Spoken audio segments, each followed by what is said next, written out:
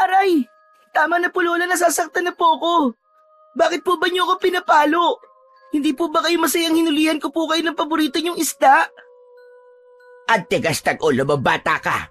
Hindi ba't sinabi ko sa'yo na hanggat maaari, iwasan mong pumunta-punta sa lawa?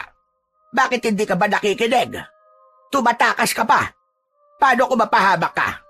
Ni wala man lang akong alam kung saan ka nagpunta. Pero Lola, ito lang naman po ang alam kong hanap buhay para lang po makatulong sa inyo. Ang gusto ko po sana, manggagaling sa pinaghirapan ko, ang ulam na ipapakain ko po sa inyo. Hindi po yung umaasa na lang po tayo sa bigay po ng mga dumadaang mangingisda. Wala akong pakialam kung hindi ka makatulong para sa akin. Ano kung nanggaling sa mga mangingisda ang ulam na kinakain natin? Ano bang masama roon? Lola, gumagamit po sila ng dinamita. Alam niyo naman po na bawal sa inyo ang pinutukan. May pulbura po yun. Masama po sa katawan. Kaya siguro marami po namamatay sa lawa. Sana naman po, pagbigyan niyo na po ako. Dati naman po mangingisda ang ama ko eh. Alam mo namang magkasabay na namatay ang mga magulang mo sa lawang madalas mong pagtambayan, Simon. Apo, matanda na ako. Hindi ko na kayang balikan pa ang sakit. Kung paanong mawalan ng anak. Pati ba naman ikaw, Apo? Hindi pa naman po nahahanap ang katawan nila, Lola. Katulad ng iba pang mga biktima. Paano niyo po nasabing patay na sila? 2 taon na ang nakalilipas. Kaya't katulad ng ibang mga nawawala, patay na rin sila. Biktima sila ng lawa. Huwag ka na sanang uulit pang tumakas, lalo na kapag gabi, Apo. Huwag po kasi kayong maniniwala basta-basta sa mga kwento-kwento sa paligid natin, Lola. Na kesyo kumakain daw ang lawa taon-taon. Wala naman pong katotohanan yun, Lola eh. Natitiyak ko po, tinatakot lang po tayo ng kapwa naming mangingisda para wala silang maging kaagaw sa yaman ng tubig. Totoo ang kwentong yun, Apo. Marami na ang nagbuwis ng buhay dahil sa lawang yon. At isa na nga roon ang mga magulang mo. Ilang beses ko bang ipapaintindi sa'yo na may mga nilalang na nakatira sa lawa na yon. Katulad mo, hindi rin sila naniniwalang may nakatira sa lawa. Basta sumunod ka na lang. Huwag nang matigas ang ulo mo. Kahit ano ba po ang sabihin nyo, hindi po ako maniniwalang may mga nilalang na nakatira sa lawa. Diyos ko naman, pambihira kang bata ka. Hindi ko na talaga alam kung paano pa kita mapipigilan sa madalas mong pagpunta sa lawa. Teka, ano ba itong dala mo? Isda po. Alam kong isda yan, Simon. Pero kakaiba ang kulay. Ngayon lang ako nakakita ng ganyang klaseng isda. Ang mabuti pa, pakawalan mo na lang yan. At baka may lason pa yan. Hala, sayang naman po, Lola. Dito niyo po ako napalo eh, pagkatapos pakakawalan ko. Saka, wag na po kayong gagamit ng lakas para paluin po ako, Lola. Paano na lang po kung bigla po kayong sumpungin ng asma nyo? Kawawa naman po ako kung pati po kayo mawawala po sa akin. Kaya nga nakikiusap ako sa'yo. Tigilan mo na ang ginagawa mo. Huwag mo akong palaging binibigyan ng sakit ng ulo, Apo. Gusto kong mangako ka ngayon na hindi ka na ulit pupunta sa lawa kahit kailan. Hindi ka na rin mangunguha ng isda sa lugar na yon. Naiintindihan mo ba? Sa isang liblib na baryo ng San Isidro ay may natatanging lawa. Maganda, kaakit-akit at luntian ang kulay ng mga punong nakapalibot sa gilid ng tubig. Isang paraiso kung titignan na matatagpuan sa gitna ng kagubatan. Sa kabila ng maganda nitong itsura ay may kahindik-hindik namang kwento. Isang misteryosong pangyayari na taon-taon ay kumukuha ng buhay ng mga tao. Hindi maipaliwanag kung bakit. Marami ang nawawala na parang bula. Pagkatapos nilang pumunta sa tubig para mangisda, ang lawang kung tawagin ay umbat ay kinatatakutan ng marami. Pero sa kabila ng takot ay hindi pa rin sila napipigilang mangisda sa lawa. Pero wala namang nagtatangkang sumisid sa tubig. Kaya't walang sino man ang makapagsasabi kung gaano ito kalalim. Ang dating taon-taon lang na pagkawala ng mga tao, hindi isa o dalawa na ang namamatay sa lawa. Ngayon lang nangyaring kumuha na naman ito ng 15 buhay ng mangingisda, na hanggang sa ngayon ay hindi pa rin nakikita ang katawan ng mga biktima. Kaya pagsapit ng gabi, muling bumangon si Simon. Sinilip si Lola Iska sa kabilang kwarto. Nilapitan niya ang nakahigang matanda na mahimbing nang natutulog sa mga oras na yon. Ayos, tulog na si Lola. Tamang-tama. Maliwanag ang buwan. Paniguradong marami na naman akong mahuhuling isda nito. Ang batang si Simon, edad 11, ay namulat na ang tanging pangingisda lamang ang hanap buhay.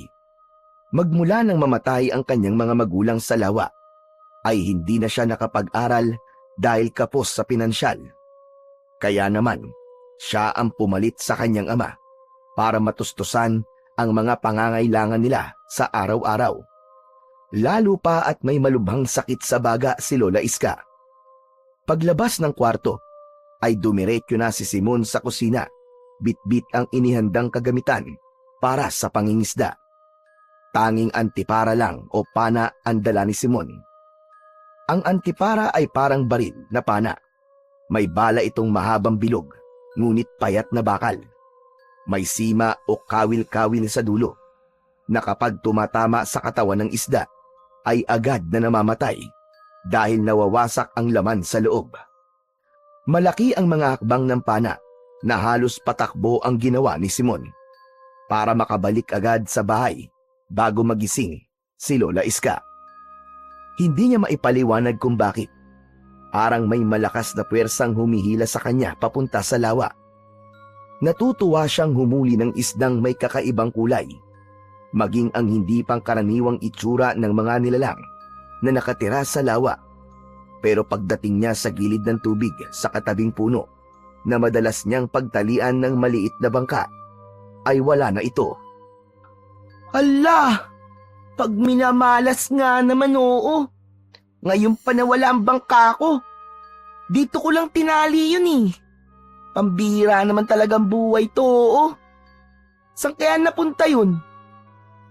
Mabilis na inilinga ni Simon ang paningin sa gilid ng lawa. Tahimik ang buong paligid at tanging mga kulisap lamang ang kanyang naririnig. Malamig din ang simoy ng hangin na para bang napakagaan sa pakiramdam. Napangiti si Simon nang makita ang maliit niyang bangka na nakalimutan niyang itali. Pero nagulat siya sa paglitaw ni Buboy sa loob nito. Sinadya pala nito na paglaruan siya. Ang matalik niyang kaibigan na si Buboy ay madalas niyang kasama sa pangingisda. Nilapitan niya ito habang nakangising hawak ang tali na parang nang aasar. Grabe ka, tol ah. Akala ko na wala ng bangka ko eh. Paano mo nga pala nalaman na manghuhuli ako ngayong gabi ng isda? Para naman tayong hindi magkaibigan yan, Simon eh. Kung hindi pa kita pinuntahan hindi ko malalamang may plano ka. Ang bihira ka. Gusto mo lang yata bagsulo ngayon eh. Ayaw mo lang yata akong kasama eh. Tumakas lang ako, no ka ba? Kaya pasensya ka na. Akala ko kasi, hindi ka na pinapayagan ng mga magulang mo sumama sa akin eh. Inakasa mo na naman si Lola Iska ah. Bakit? Ikaw rin naman ah. Tumakas ka rin naman sa mga magulang mo ah. May dala ka pang kawil. Talagang pinagtripan mo pa ako. Akala ko talaga na wala na ang kaisa-isa kong bangka eh. O paano? Dating gawi uli? Tara na, at nang makarami. Halos hindi matanggal ang matamis na ngiti sa labi ng may 12 taong gulang na si Buboy.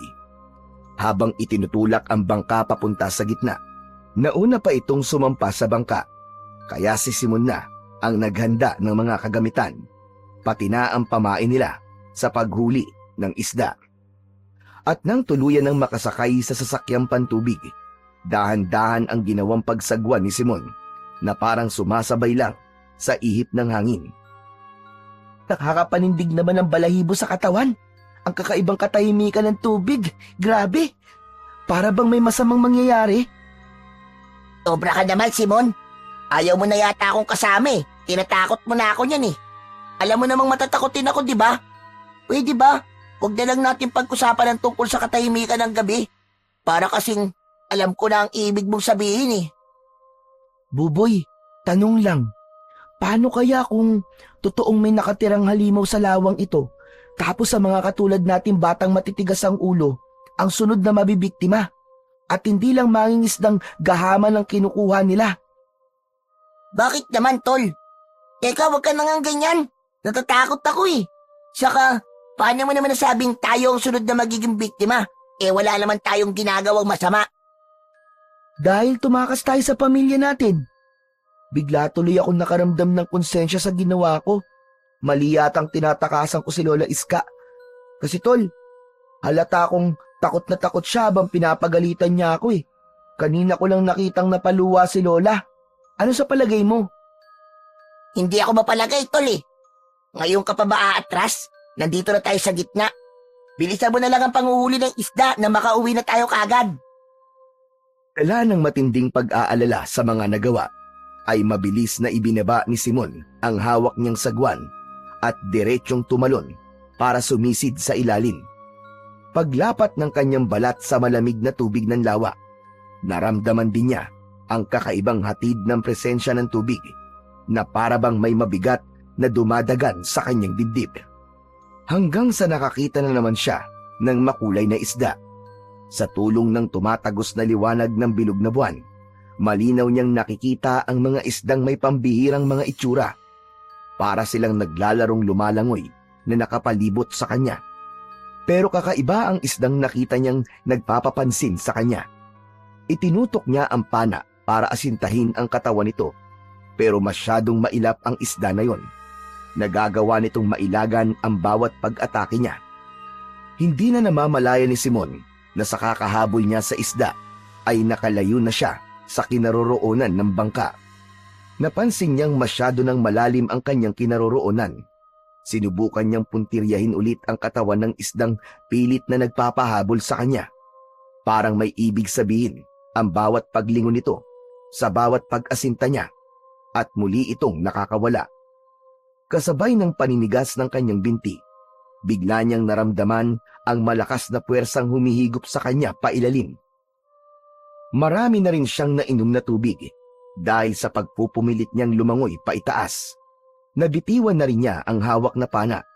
Tuloy-tuloy ang pagbulusok niya hanggang sa ilalim. Saktong paglapag niya sa sahig ng lawa, sinubukan niyang maghanap ng bato na maipupukpok sa naninigas niyang binti. Yun ay para mawala ang pamimitig ng kanyang naninigas na laman. Pero iba ang nahawakan niya. Isang matigas na bagay, madulas na akala niya ay bato. Pero nang maiangat niya, ay nanlaki ang kanyang mga mata. Humalat ang kulay berdeng liwanag na nagmumula sa bilog na bagay na nadampot niya. Makinis na parang isang marmol. Nagbago ang galaw ng tubig sa ilalim na parang iniikot siya ng mabilis. Napuno ng takot ang kanyang dibdib. Gusto niyang sumigaw para humingi ng tulong sa kaibigan, pero alam niyang walang silbi ang sigaw niya. Kinapa ni Simon ang taling nasa bewang para hilahin. Ipo-ipon tubig! Diyos ko, tulungan niyo po ako! Buboy, hilahin mo ang tali! Bilisan mo! Nasabi na lang niya yun sa kanyang isipan habang hinihila ng malakas ang tali na nakapalupot sa kanyang bewang. Nagtataka siyang hindi naiisip ng kaibigan na masyado na siyang matagal sa ilalim ng tubig. Kasabay ng liwanag na nagmumula sa bato, ang pagtunog ng ipo-ipo na parang may isang nilalang ang biglang nabulabog sa ginawa niya. Halos mahilo siya sa lakas ng pagkakaikot niya sa ipo-ipong nakabalot sa katawan niya. Nakapagtatakang bumilis ang kanyang paglangoy at nakarating na kagad siya sa ibabaw ng tubig. Diyos ko naman, Simon! Grabe ang tagal mo sa tubig ah! Tinakot mo naman ako! Saka tignan mo, oh! Naputol yung lubid sa bangka. Ano ba nangyari? Pambihira ka, oh! Saka namumutla ang labi mo! Ano? Ayos ka lang ba? Buboy, may kakaibang nangyari sa akin sa ilalim ng tubig. Tulungan mo ako, dali. Tulungan mo ako. Hilahin mo ako para makasampa ako sa bangka. Akma na sanang lalapit si Buboy para tulungan si Simon, pero nagulat ang kanyang kaibigan nang bigla siyang umangat sa tubig. Diretsyong nakasampa sa bangka. Mabilis ang tibok ng kanyang pusong pinagmasdan ang nangyayari sa sarili. Mataas ang kanyang talon na parang kasinggaan ng papel. Iba ang nararamdaman niyang enerhiya na nanggagaling sa kulay berdeng bato. Pati ang liwanag na nililikha nito. Kung dating si Simon ang namumutla ang labi, ngayon naman ay si Buboy. Parang ibinabad sa suka ang mukha nito. Nakaawang ang labi. Nakadipa ang mga braso habang nakasandal sa dulo ng bangka. Ano nangyayari sa akin? Bakit ganito ang mga kilos ko? Ako rin. Nagulat ako nang bigla kang tumalon papunta sa bangka. Anong nangyayari sa'yo? Bakit ka nagkakaganyan? Tangka na sanang ikikwento ni Simon ang mga nangyari sa ilalim ng tubig nang biglang umikot ang kanilang bangka. Lumitaw ang tumutunog na ipo-ipong tubig.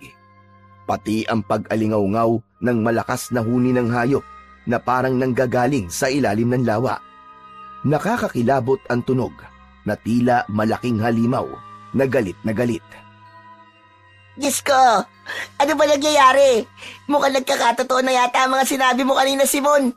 Saka ano bang klase ng bato yung nasa kamay mo? Bakit kakaiba? Natatakot na ako. Umalis na tayo rito. Mabuti pa nga, bigla rin nagtaasan ang mga balahibo ko sa katawan eh. Sige, ako na lang ulit ang magsasagwan. Bilisan natin.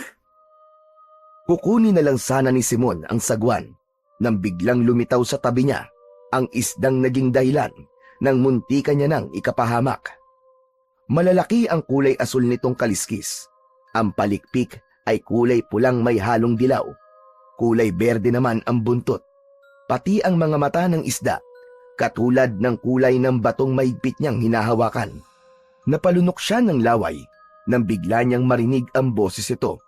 Halos manlaki ang kanyang mga mata dahil biglang nagsalita ang isdang may iba't ibang kulay.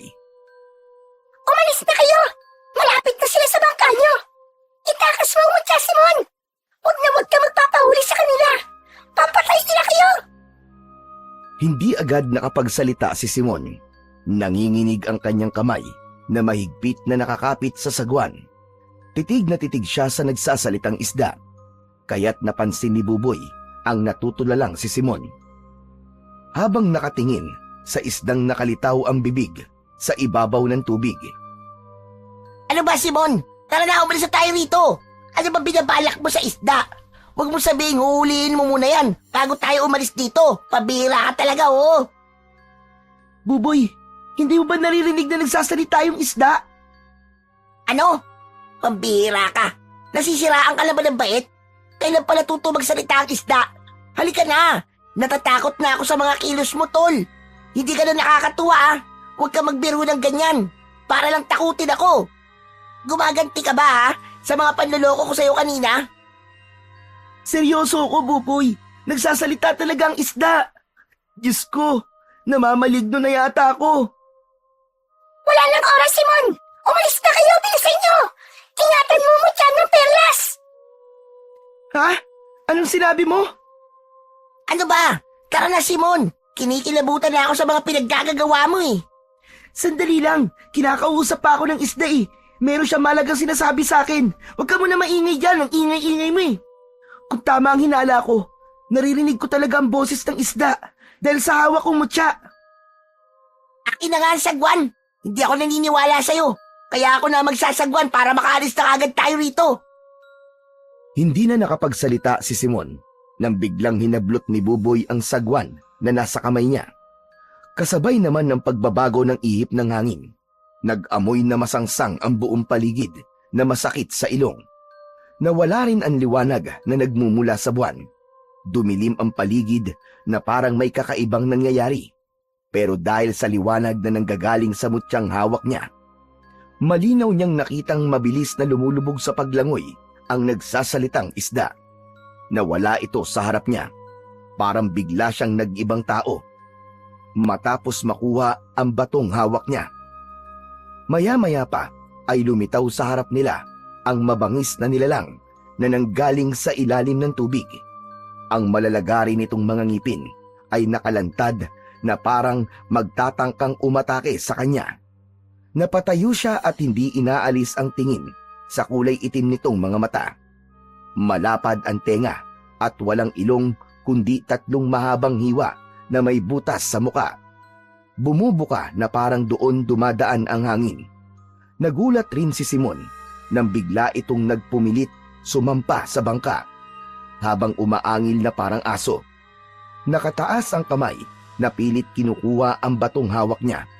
Iniiwas niya yon habang nakatingin pa rin sa halimaw na may nakakatakot na itsura. Mas lalong kumalat ang kulay berding liwanag ng bato na nagdulot ng pagkasilaw sa nilalang na nasa harapan niya. Saka lang din gumana ang utak niya na hindi na biro ang nangyayari, kundi panganib sa buhay nilang dalawa ng kaibigan niyang si Buboy. Diyos ko, mga halimaw na nakatira sa lawa ang nasa harapan natin. Tara na, kailangan na nating umalis dito. Dali! Magsagwan ka na! Bilisan mo, Buboy! Kumilos ka na! Dalian mo! Dala ng mabilis na pangyayari, ni ayaw gumana ng isip ni Simon. Mas nabibingi siya sa lakas ng kabog ng kanyang dibdib. Lumubog muli sa tubig ang nilalang na pilit umaagaw sa hawak niyang mutya. Kaya agad silang nakalayo sa malakas na pagsagwan ng natatarantang si Buboy. Kahit wala na sa tamang direksyon, ay pinilit nitong makarating sa pangpang. Pagsapit nila sa gilid ng lawa, ay patalon na silang tumakbo. Iniwan na nila ang gamit sa bangka at malalaki ang mga akbang ng paa papunta sa kakahuyan. Para silang hinahabol ng 10 halimaw sa lakas din ng kanilang pagsigaw. Tulong! Tulungan niyo kami! Tulong! Naku po, Diyos ko, hinahabol nila tayo. Ayoko pang mamatay. Parang mas lalong dumami ang nilalang na nagpakita sa atin kanina. Nagtawag siya ng kasama, tol. Halos paekis-ekis sa daan sina Buboy at Simon para lang makarating sa malawak na kagubatan. Iniisip niyang sa tubig lang kayang gumalaw ng halimaw, pero nagkamali siya dahil kitang-kita niya ang pag-ahon ng nilalang na humahabol sa kanila. Idagdag pa ang mga kasama nito na pare-pareho ang mga itsura. Gustong mawalan ng malay ni Simon dahil sa takot, lalo na sa pag-aalala sa lumiliwanag niyang mutya. Madalas din ang pagkakadapa ni Buboy sa pagtakbo, kaya naman tadtad na rin ito ng mga galos sa kanyang katawan na ang dugo naman ay patuloy na pumapatak sa lupa. Ang masaklap, malalakas ang pang-amoy ng mga halimaw na parang mga asong sinisingot-singot pa ang nalalanghap na sariwang dugo. Parang nababaliw na lalong naging agresibong humabol sa kanila. Ano gagawin natin, Buboy? Pilit nilang kinukuha ang nagliliwanag na mutyang nasa kamay ko. Ano ba kasing klaseng bato to? Para kailangan pang umahon sa tubig ng mga halimaw na yun. Para silang mga syokoy na hindi may paliwanag ang mga itsura. Nakakakilabot sila. Ano ba pinagsasabi mo? Malapit na ako mabaliw sa mga katagang lumalabas sa bibig mo, ha? Saka ano ba sinasabi mong tungkol sa mutya, ha? Liwanag ba? Pero wala naman ako nakikitang liwanag, ha? Naguguluhan na ako sa'yo. Kahit ako, naguguluhan na rin sa nangyayari sa akin. Pati ang liwanag na nililika ng mutya, nalilito na ako. Pero wala talaga akong makitang liwanag. Ano ka ba naman, Simon? Kung ganon, ibig sabihin ako lang nakakakita sa liwanag ng batong to. Kulay berding maliwanag na nakakasilaw, kaya nakikita ko malinaw ang daan. At ang hayop kanina sa tubig. Malalakas ko rin naririnig ang kanilang mga boses. Ano ba nangyayari sa akin? Abay, malay ko sa'yo. Mas natatakot pa ako sa'yo kaysa sa mga halimaw na humahabol sa atin, eh. Sa totoo lang, nakita ko rin ang pagbabago sa kilos mo. Hindi kaya dahil sa mutyang hawak mo? Itapon mo na nga yan. Mapapahamak tayo dahil sa pesting bato na yan, eh. Ewan ko. Pero kahit na ano mangyari, hindi ko to tatapon. Ano ka ba naman, Simon? Bahala na. Naguguluhan na talaga ako. Hindi ko na alam ang gagawin ko. Hindi ko na maintindihan ang mga nangyayari. Ni ayaw gumana ng utak ko. Gulong-gulo na ako. Halos mapasabunot sa sariling buhok si Simon habang sandaling nagpahinga sa pagtakbo. Mas lalo pa siyang naguluhan nang marinig niya ang boses ng nakasalubong nilang baboy ramo. Sinabi nitong magtago raw sila sa makapal na dahon ng halamang gubat sa mismong pinagdukalan raw nito ng lupa para daw matalo ng amoy ng baboy ang dugong umaagos sa tuhod ni Buboy.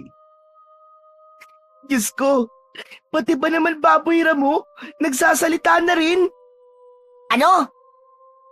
Dali, bilisan na natin tumakbo, Buboy. Kailangan daw natin magtago sa malagong halaman na nakikita kong pinuntahan ng baboy ramo. Siya nagturo sa atin para makatakas tayo sa matalas nilang pang-amoy. Walang nagawa si Simon kung hindi muna pansinin ang mga bagay na naririnig niya sa kanyang paligid. Kung tama ang hinala niya, may kapangyarihan ang hawak niyang mutya. Kaya't sinundan sila ng mga halimaw na ni pangalan ay hindi niya masambit. Saktong pagtago nila ni Buboy sa makapal na halamang itinuro ng baboy ramo, dumating ang mga halimaw na humahabol sa kanila. Malapitan nilang nakita ang totoong itsura ng mga ito na halos magpatigil sa kanilang paghinga. Nanlalaki ang kanilang mga matang napataklog ng palad sa sarili nilang bibig dahil ang balat ng mga nilalang ay kulay berdeng lumot na may mabahong amoy, malangsa na masakit sa ilong. Umaangil na parang tunog ng asong nauulol. Ganon din ang mahahabang mga kuko sa daliri na ang itsura ay parang sa kamay ng palaka. Ang higit na napansin ni Simon ay ang pagbabago ng kulay ng mga mata nito, pati na ang pagbuka at pagsara ng 3 hiwa sa mukha nito. Sa hindi inaasahang pangyayari, nasaksihan nilang dalawa ni Buboy ang paraan nito ng paglapa sa usa na napadaan lang.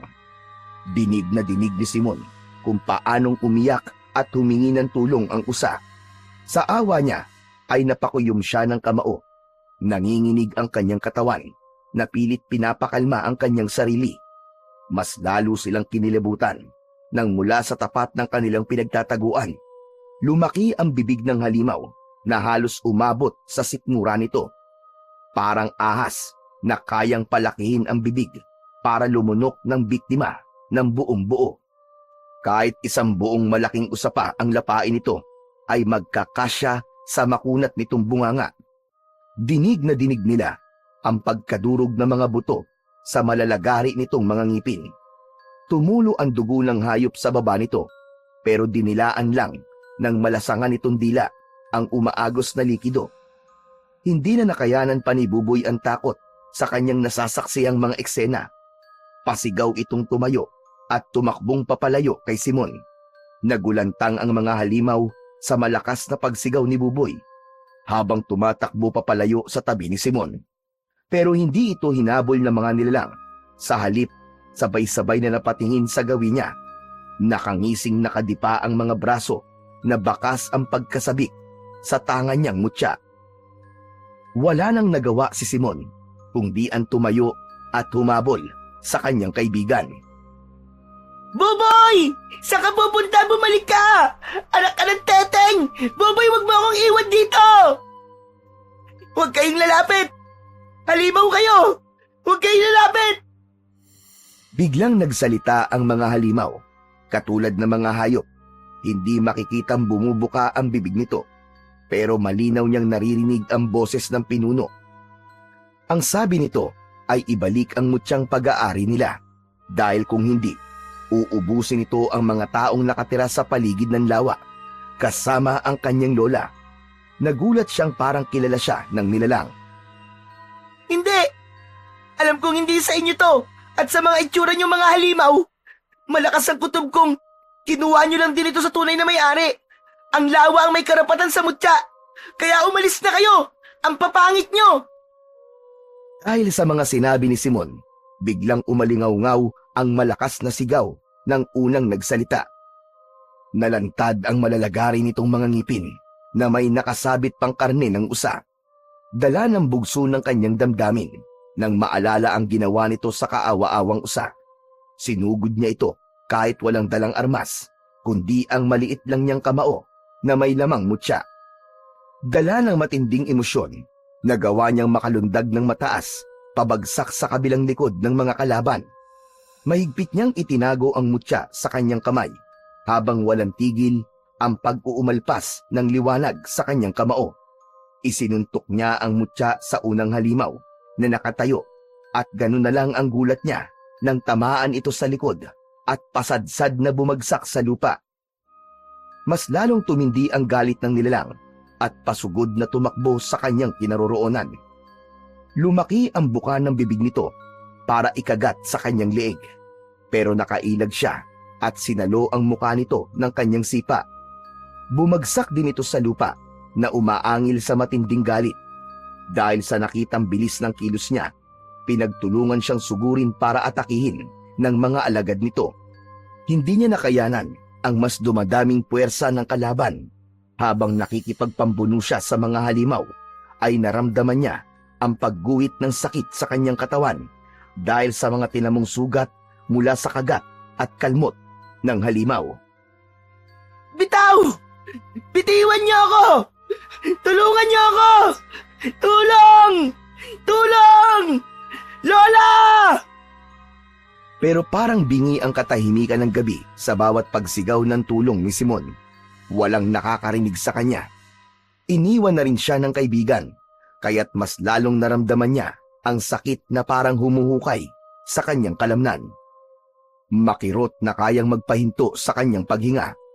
Sa dami ng kagat sa kanyang katawan, malakas siyang napasigaw at nakita niyang nagsilapitan ang mga asong ligaw.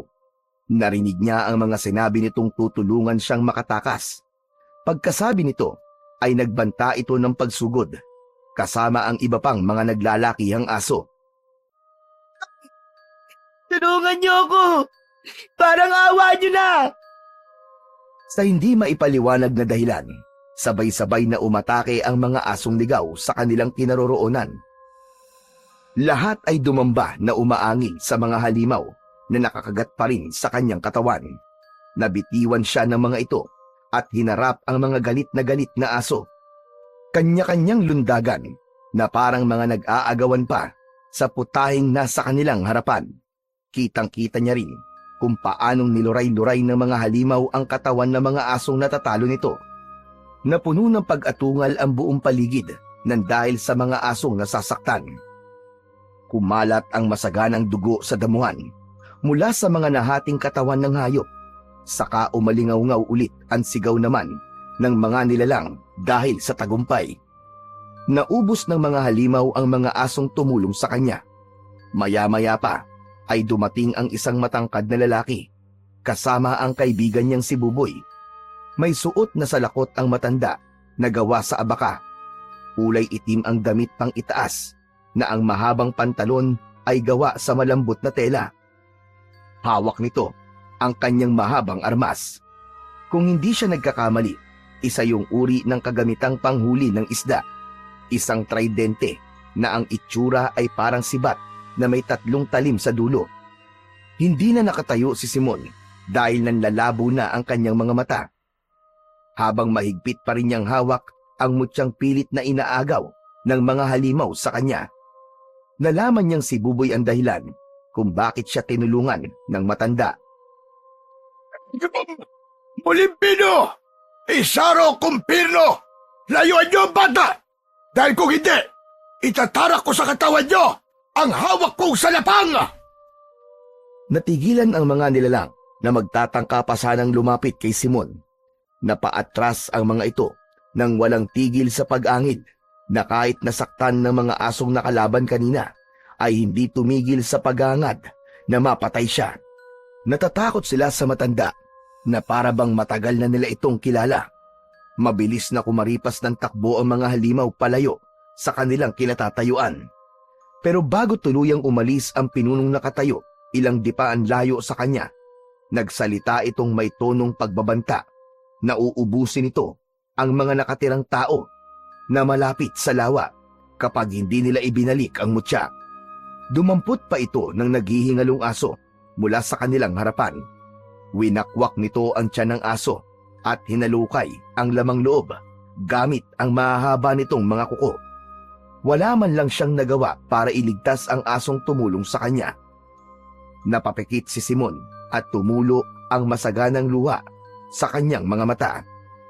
Habang naririnig niya ang huling boses ng aso, na wag raw niyang sisisihin ang kanyang sarili sa mga nangyari sa kanila. Karangalan daw nilang ipagtanggol ang mutya ng perlas. Bago niya narinig ang tunog pagmuya ng halimaw, ilang minuto pa ang lumipas ay biglang tumahimik ang paligid. Tuluyan na ngang nawala sa kanilang paningin ang presensya ng mga halimaw. Saka naman ng dilim ang paningin ni Simon. Naramdaman niya ang pagbagsak ng kanyang katawan sa lupa. Mula sa malalim na pagkakatulog, naalimpungatan siya sa mahihinang palitan ng pag-uusap sa tabi niya. Nararamdaman din niya ang matigas na sahig na may banig na gawa sa abaka. Naririnig ni Simon ang boses ng nag-aalalang kaibigang si Buboy habang nakapikit ang kanyang mga mata. Maya-maya pa ay narinig niyang nagsalita ang matandang tumulong sa kanya. Alam kong gising ka na, bata. Dahil magalaw na ang talukap ng iyong mga mata. Kumusta ang sugat mo? Maayos na ba ang pakiramdam mo? Dahan-dahan nang nagmulat ng mga mata si Simon at ang nag-aalalang muka ni Buboy ang nabungaran niya. Pasensya ka na, Simon, ha? Nahuli ako ng dating. Mabuti na lang at nakasalubong ko si Lolo Damian na nagmamadaling papunta sa kinaroroonan mo. Kaya nakahingi kagad ako ng tulong sa kanya. Patawarin mo talaga ako, Tol. Natakot ako at iniwan kita. Nadalalan talaga ako sa mga nakita kong paglapa ng mga halimaw na yon. Ayos lang, Tol. Salamat pa rin kasi bumalik ka. Dahil kung hindi, baka patay na ako ngayon. Hindi ako makapaniwalang ligtas ako ngayon, Tol. Mula sa kubo kong ito, naglalagay ako ng tali na may nakalawit na lata para magsilbing palatandaan kapag may ibang nakakapasok na nilalang. Bigla ko narinig ang komosyon ng mga nag-aaway na mga hayop, pati ang malalakas na pagsigaw mo, Simon. Tapos, nakasalubong ko naman itong si Buboy. Inilarawan niya sa akin ang mga itsura nila. Nagulat ako sa mga nalaman ko kung paano nakarating ang mga aswang na umbat sa gubat na ito. Yun naman pala ay nakuha mo ang mutya na perlas na pag-aari ng lawa. Tuluyan nang napabalikwas ng bangon si Simon na nagtatakang napatingin sa muka ng matanda. Kung titignan ay parang edad 65 taong gulang na ito dahil sa mahabang kulay puting balbas nito na medyo mahabang umaabot sa leeg. Kulubot ang balat pero kakaiba ang kutis. Maliksi ang katawan na parang kilos ng edad na 40 taong gulang. Saka lang naramdaman ni Simon ang masakit na sugat sa kanyang katawan. Nakabakas pa ang sariwang dugo sa ibabaw ng telang ginamit na pangbenda sa kanyang mga binti at braso. Teka po, Lolo. Ano po bang klaseng nilalang ang mga aswang na umbat? Hindi po ba't pangalan yun ng lawa?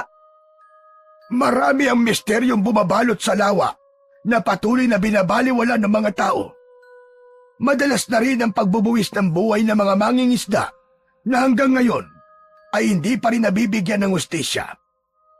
Nabulabog mo mga aswang na nakatira sa lawa, iho, dahil sa mutyang nakuha mo. Teka lang po, Lolo. Hindi ko po kayo maintindihan eh. Hindi pa rin po naging malinaw sa amin kung ano po bang klaseng nilalang ang aswang na umatake kay Simon. Ang aswang na umbat ay kamag-anak ng mga syokoy. Pero mas mabangi sila sa lahat ng nilalang na nakatira sa tubig dahil pwede rin sila sa lupa. Sila ang dahilan kung bakit marami mangingisda ang nawawala at hindi na makita-kita ang katawan. Para silang mga ahas na nilulunok lang nila ang mga biktima. Hindi sila nagtitira ng kahit na anong bakas dahil may kakayahan silang magpalaki ng bibig na kasya ang tao o hayop na gusto nilang kainin. Tama po kayo, Lolo. Nakita po namin ang kanilang lumalaking bibig na halos tumaklob na po sa kanilang muka. Kahit nga po ang dugong umaagos sa katawan ng biktima ay sinisimot nila gamit ang malaahas nilang dila. Sobrang nakakatakot po talaga, Lolo. Nakakabaliw ang kanilang mga itsura. Kaya ako nga po iniwan si Simon nang dahil po sa sobrang takot ko eh. Kasama po ang mga magulang ko sa naging biktima nila, Lolo. Ang masakit pa, walang magawa ang kapitan para puksain ang mga salot na halimaw na yun. Kaya't paano po sila mapipigilan, Lolo? Dahil walang makakatalo sa kanila maliban sa taong may tangan ng mutya ng perlas. Ano po, Lolo Damian? Kung ganun po, si Simon po ang taong yon? Oo, siya ang pinili ng lawa para ipagtanggol sila sa namumunong aswang na umbat.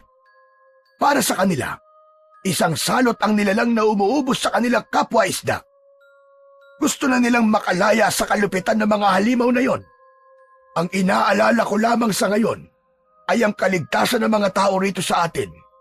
Hanggat nasa iyo ang mutya, hindi sila matatahimik. Patuloy kanilang guguluhin. Makapangyarihan ang batong hawak mo, Simon. Kaya't huwag mong hahayaang mawala ito dahil may kapalit. Kaya po ba, nakaya kong kausapin po mga hayop sa lupa at tubig? Nagagawa ko rin po silang utusan at naririnig ang kanilang mga boses? Tama ka. Dahil yan ang kakayahan ng mutya na hawak mo. At ikaw lang din ang nakakakita sa liwanag na taglay ng bato. Magagawa mo marinig ang mga boses ng lahat ng mga hayop sa iyong paligid. Dahil ikaw ang bukod tanging hinirang na lalaban sa mga aswang na umbat. Kaya't sikapin mong huwag mabigo dahil may kapalit na parusa kapag hindi mo na ibalik sa dating pwesto ang mutya ng perlas. Pero, bata pa po si Simon. Paano niya po lalabanan ang mababagsik na halimaw na yun, Lolo? Kung mga aswang sila, matatalo rin po ba sila ng mga asin na isasaboy po sa kanila? Yan ang pagkakamaling magagawa mo kapag sinabuyan mo sila ng asin. May mga halimaw na sadyang nilikha na hindi takot sa asin. Sa halip, kaya nilang magpagaling ng sugat sa tulong ng asin. Sila ang mga umbat. Kung ganun po, paano ko po sila matatalo kung puro mutya lang po ang ipanlalaban ko? Nakita niyo naman po ang nangyari sa akin. Matatalo mo ang mga umbat sa tulong ng salapang o ng tridente dahil wala rin silang ipinagkaiba sa mga isda. Sa lapang? Ito po ba yung nakita kong hawak niyong armas? Bago po ako nawalan ng malay? Itinaas ni Lolo Damian ang tinutukoy nitong armas. Isang uri ng salapang na katulad sa tinidor. May 3 talim sa dulo na kasing tulis ng sibat. Habang ang hawakang bilog na bakal, kulay puti at may katamtamang bigat na kayang buhatin ng katulad niyang bata. Pero mas kilala ito sa tawag na tridente. Pagkatapos ay iniabot yon ni Lolo Damian kay Simon. Unin mo sa data. Kahit na anong mangyari, huwag na huwag mong hahayaang mabawi sa iyo ang mutya. Gamitin mo ang tridenteng ito dahil may kapalit na parusa kapag hindi ka nagtagumpay. Ano pong parusa, Lolo Damian? Kamatayan o itsura. Bumundol ang kaba sa dibdib ni Simon. Bigla siyang hindi naging sigurado kung itutuloy ba niya ang pagtanggap sa armas at mutya. Napapalunok pa siya ng laway habang titig na titig sa sandata. Hanapin mo ang gabay na isda ng mutya ng perlas. Matuturuan kanyang gumamit ng mga orasyong makakapagbigay bisa sa mga sandatang nasa iyo. Tandaan mong walang dapat na makaalam ng tungkol sa mutya. Nasa leeg mo na ang bato at liliwanag lang yan sa sandaling makaharap mo ang mga aswang na umbat. Mag-iingat ka. Dahil kaya rin nilang makita ang liwanag na nanggagaling sa mutya. Kaya gumawa ako ng maliit na tela para ibalot sa bato. Magagawa mong makausap ang mga nilalang na naninirahan sa kagubatan dahil ikaw ang bagong tagapagbantay ng kalikasan maging ng lawa. Kinuha niya ang armas at inilapag sa tabi niya. Saka lang iginala ni Simon ang kanyang paningin sa silid na pinagdalhan sa kanya ng matanda. Yari iyon sa sawali at ang sahig ay gawa sa kawayan. May 2 bintana sa kanyang kinaroroonan. Natanaw mula sa loob ang malawak na kagubatan. Maliwanag na ang sikat ng araw. Kalat na ang liwanag sa paligid. Biglang naalala ni Simon ang tungkol sa gabay. Oo nga pala. Nakausap ko na po ang isdang gabay ng mutya. Natakot nga po ako dahil sa bigla niyang pagsasalita eh. Kahit po ako, hindi na rin po ako makapaniwala sa mga nangyayari. Kung hindi ko po nakita ang mga eksena kanina, iisipin kong pareho na kayo nababaliw ni Lolo Damian. Akala ko nung una naglolo ko lang po si Simon, pero hindi pala. Dahil ganyan talaga ang isip ng tao. Hindi sila naniniwala sa mga kababalagan hanggat hindi sila mismo nakakakita para patunay. Inumin mo muna, Simon, ang dinikdik na katas ng dahon ng sambong. Makatutulong yan para bumalik ang lakas mo at tuluyang gumaling ang mga sugat mo. Tandaan mo ang lahat ng mga sinabi ko sa iyo, Simon. Mapapatay mo lang sila kapag nasambit mo ang orasyong kayang sumunog sa kanilang katawan gamit ang tridente. At sa oras na may makabalik sa lawa ng kahit 2 umbat, makakaya nilang magpagaling ng kanilang mga sugat. Matagal na hindi nakapagsalita si Simon. Bigla niyang naalala ang tungkol kay Lola Iska, kung gaano na lang ang pagtutol nito na wag siyang pumunta sa lawa. Ganon din si Buboy na tumakas lang din sa kanyang mga magulang. Diyos ko, kailangan na nating umuwi. Mapapagalitan na ako ng nanay ko. Natitiyak kong hinahanap na nila tayo dahil hindi tayo nakauwi kagabi. Saka, pati ng lola mo, Simon. Pero, paano ko ipapaliwanag kay Lola ang mga benda ko sa katawan? Mag-aalala siya sa akin. Dapat yan ang pumasok sa isip nyo bago kayo nagdesisyon para takasan ang pamilya nyo. Paano kung sa paghahanap nila sa inyo ay mapahamak sila? Makakaya ba ng mga konsensya nyo? Lalo pa't nagkalat na ngayon ang mga aswang na umbat. Alalahanin ninyong wala silang pinipiling oras kahit pa may presensya ng araw. Diyos ko, bigla po akong kinabahan dahil sa mga sinabi niyo Magsilbing aral sana sa inyo ang nangyari ngayon. Dahil sa ginawa mo, Simon, bigla ka tuloy nagkaroon ng mabigat na tungkulin na hahamon sa buhay mo. Dahil sa katigasan ng ulo nyo. Kung nakinig kayo sa mga sinabi nila, wala sanang mapapahamak.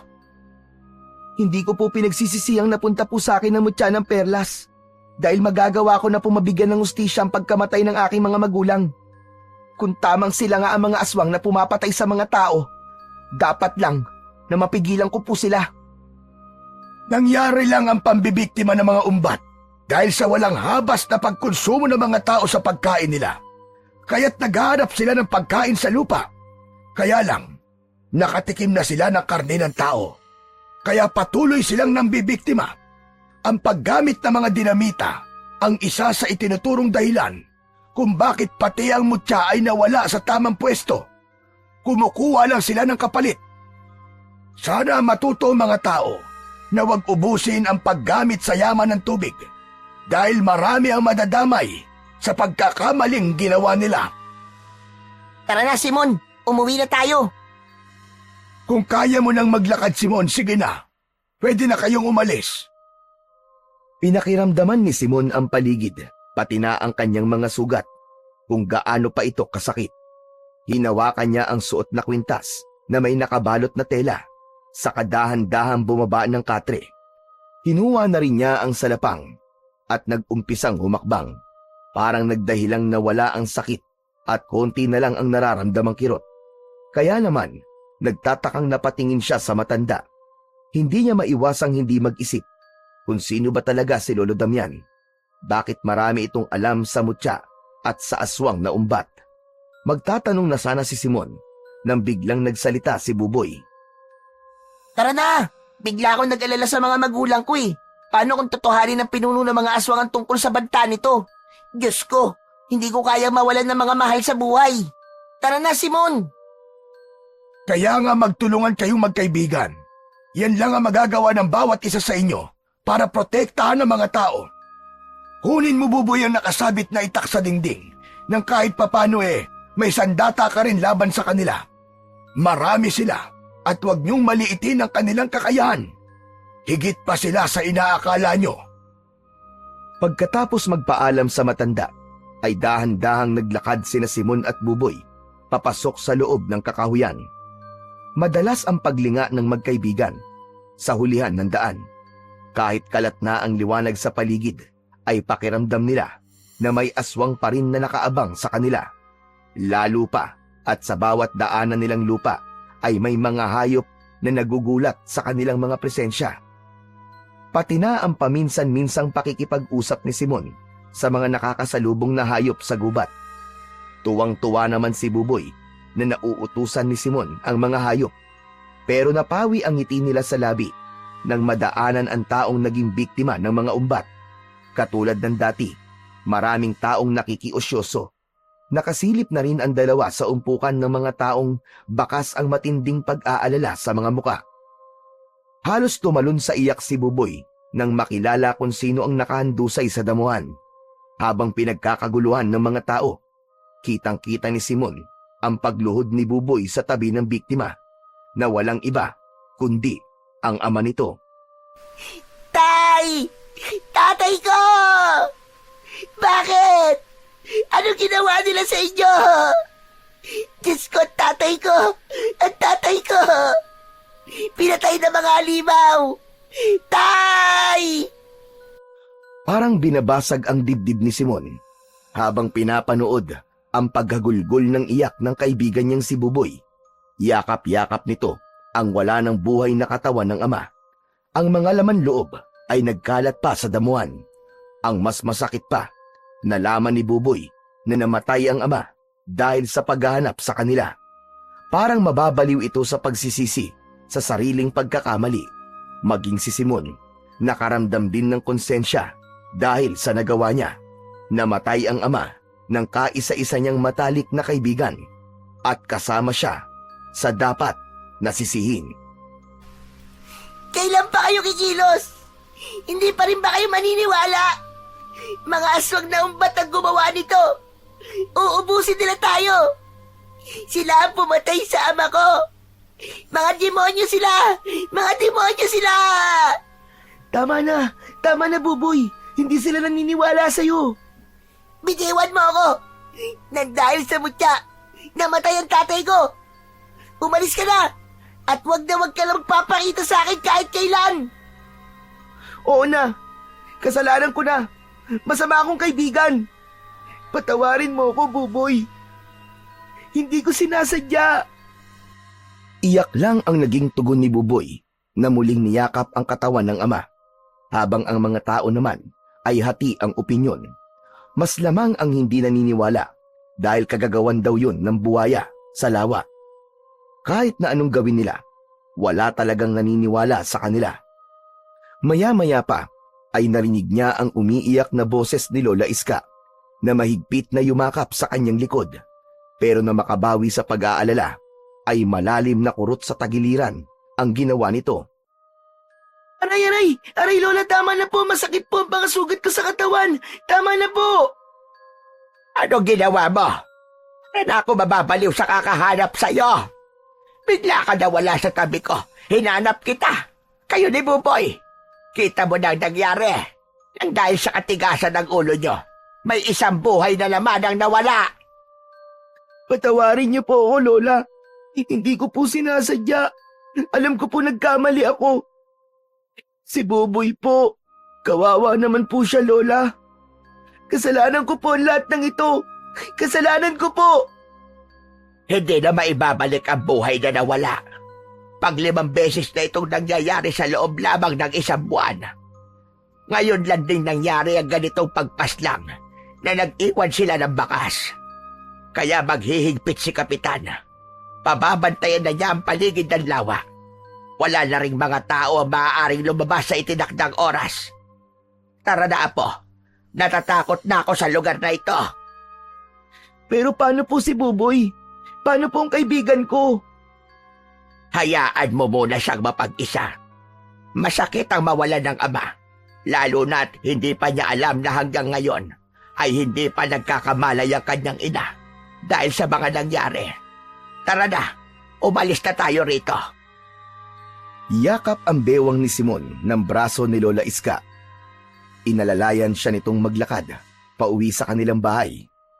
Mabibigat ang hakbang na hindi maialis ang kanyang paningin sa nakaupong kaibigan sa damuhan. Awang-awa siya dito at galit naman ang nararamdaman niya para sa mga aswang na pumatay sa ama ng kanyang kaibigan.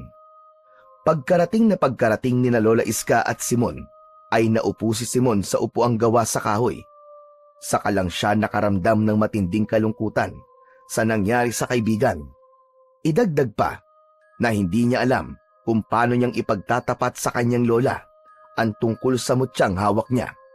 Siguradong mag-aalala ito at mas lalo siyang paghihigpitang umalis ng bahay. Saglit na nawala sa kanyang paningin si Lola Iska. Pagbalik ay may dala na itong isang basong tubig. Baka sa mga mata nito ang matagal na pag-iyak. Halata rin na hindi ito nakatulog ng maayos dahil sa namamaga nitong muka.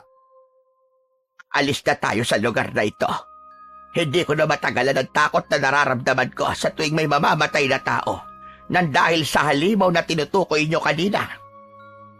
Hindi po ako sasama, Lola. May tungkulin po akong dapat nagampanan.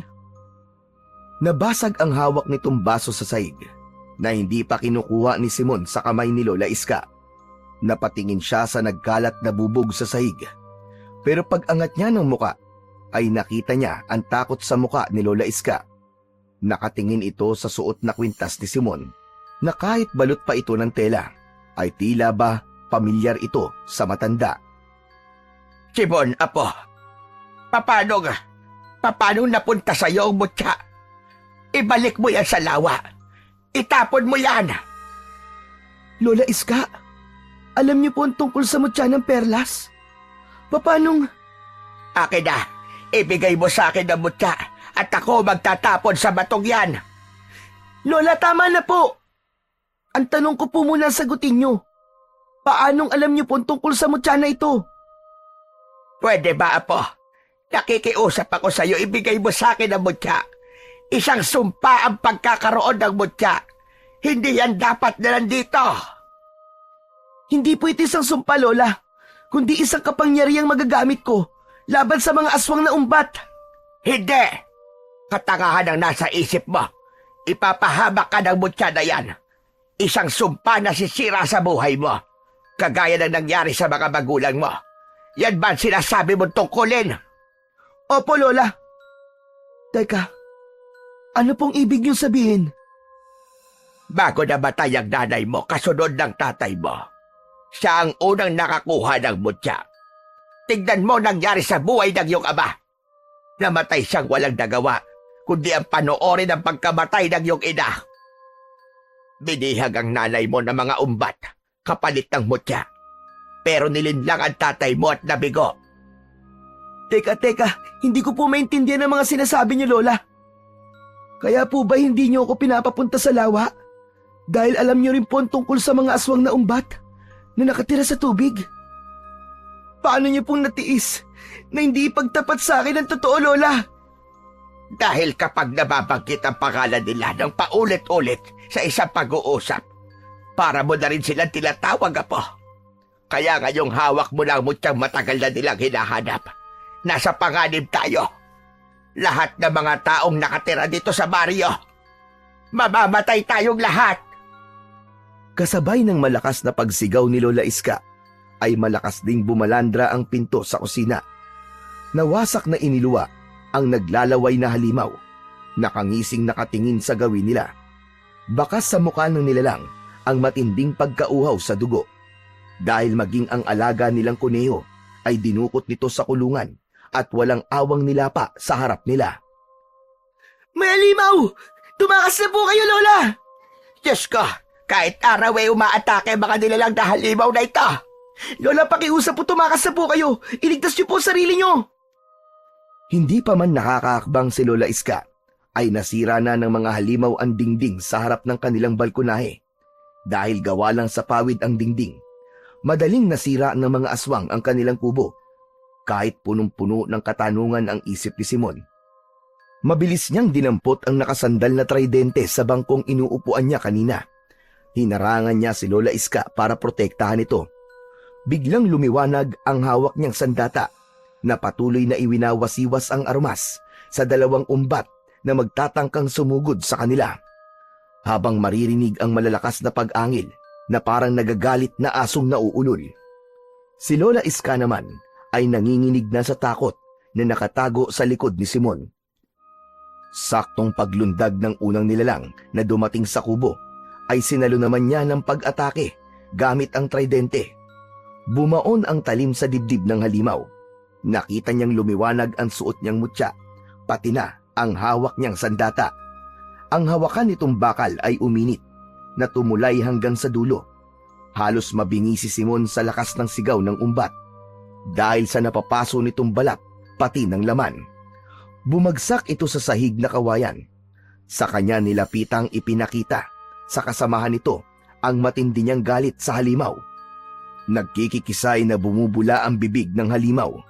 Habang nakatirik ang mga mata, bumulwak ang dugo mula sa laman na tinamaan ng talim. Napatay mo, Apo! Simon! Sa likod natin! Sa lakas ng sigaw ni Lola Iska ay mabilis din ang ginawang pag-ikot ni Simon para salubungin ng hawak niyang armas ang galit na aswang. Mabuti na lang at tinamaan niya ito sa leeg na halos lumampas ang talim sa batok nito. Nanginginig ang boses na pilit inaabot ang mutyang nasa leeg ni Simon. Tinadyakan niya ito kaya't natumba rin ito sa saig sa tabi ng una niyang napatay. Pagsisisihan niyo ang ginawa niyong pagpatay sa aking mga magulang, pati na sa aking alaga, at sa tatay ng kaibigan ko! Itinarak ni Simon ang talim ng tridente sa dibdib nito. Kagaya ng nangyari kanina, nasunog rin ito sa init na taglay ng kanyang sandata. Idagdag pa ang pagbaon ng talim sa laman nito. Naluluwa sa galit na inikot ang talim sa dibdib ng aswang. Bumulwak ang kulay itim na dugo na may amoy malangsang masakit sa ilong. Halos wala siyang patawad na paulit-ulit niyang sinaksak ang katawan ng umbat. Tama na, Apo! Tama na! Masyado ka na nagpapadala sa galit mo. Umalis na tayo rito. Hindi tayo ligtas dito. Kailangan ko po kayo madala sa ligtas na lugar. Kay Lolo Damian, doon po muna kayo titira pansamantala hanggat hindi ko po natatalo ang mga umbat. Sino? Sinong Damian? Siya po ang gumamot sa sugat ko. Sa kanya rin po galing ang tridente. Ligtas po kayo sa bahay niya. Tara na po. Nararamdaman ko pong malapit na silang makarating sa bahay natin. Mukhang tututuhanin po ng mga umbat ang banta nila sa baryo.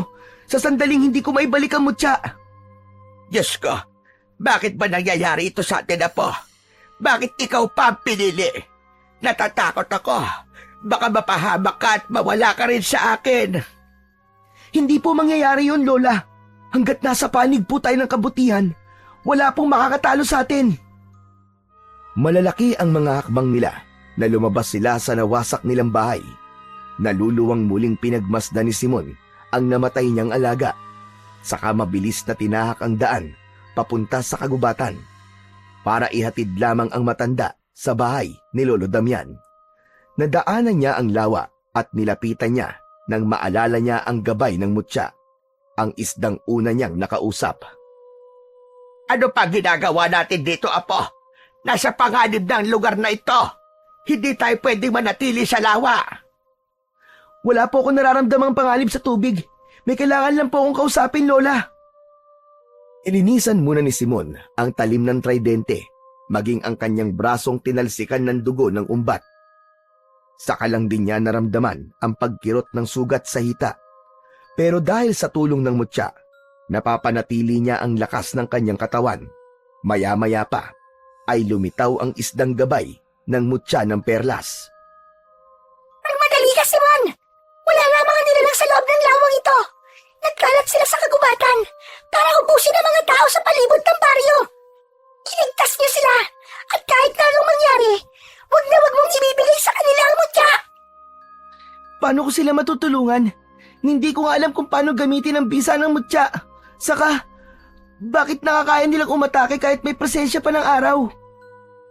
Dahil nawala ang mutyang bumabalanse sa lahat ng nilalang na nakatira sa tubig, maging sa lupa. Habang wala sa tamang pwesto ang mutya, hindi matatahimik ang baryong ito. Tanging ikaw lang ang makakatulong sa amin.